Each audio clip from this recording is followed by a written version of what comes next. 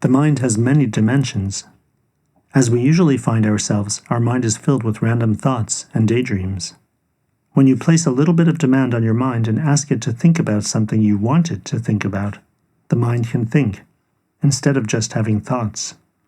When, for example, you make a chronological list to help you prepare for an upcoming event, or you calculate the anticipated expenses of a project, you have more energy and you feel less scattered. The mind that can think intentionally about things that relate to the purpose and meaning of your life is another dimension. When you find intense interest in deeper, more essential questions, and the feelings also come in, the mind and feelings work together. That is a higher level than the thinking mind or the intentional mind. When this mind is working, you may begin to have glimpses of understanding. With more development, there are realizations. When you realize, you come to the mind that has understanding. The understanding mind is needed to look into essential questions, like what is the meaning of being human? Why are we here? Why do we have life? There are 7 billion people on this earth right now. In 200 years, none of them will be here. Are we really only something temporary on the river of life? The understanding mind is interested in understanding the meaning and purpose. At some point, the understanding mind sees that in order to have true self-understanding, in order to really understand the meaning and purpose of life, you need to taste your existence. When the taste of I exist becomes one's foundation in life, the mind becomes the realized mind. When it sees that what it realizes comes from something higher, from the source, the mind turns towards the source and becomes unified with it. Attention is a precious commodity. Spending it wisely brings much benefit.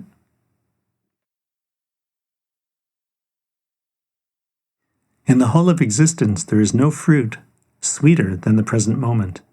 It all starts with a tiny wish, the wish to manifest in balance and harmony. You could also say, I wish to have body and mind together, or I wish to know I exist. Don't relate to this with seriousness. Seriousness is an expression of your acquired part, the child of society.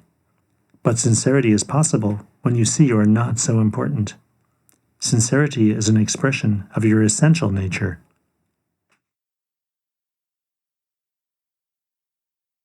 The reality of everything that is observed is within the observer.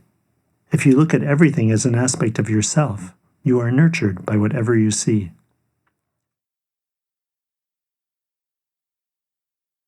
What's the value of knowledge?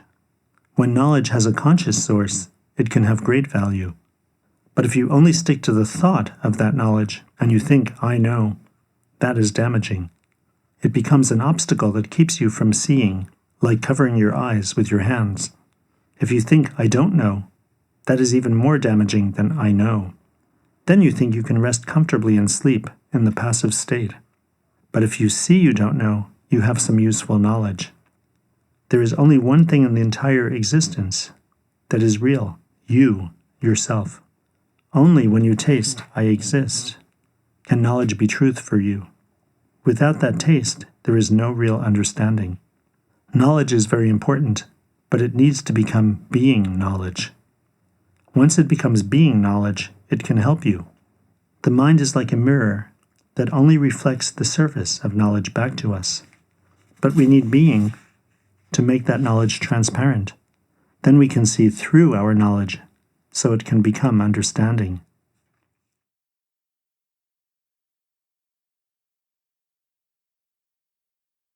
When you taste your own existence, you know yourself.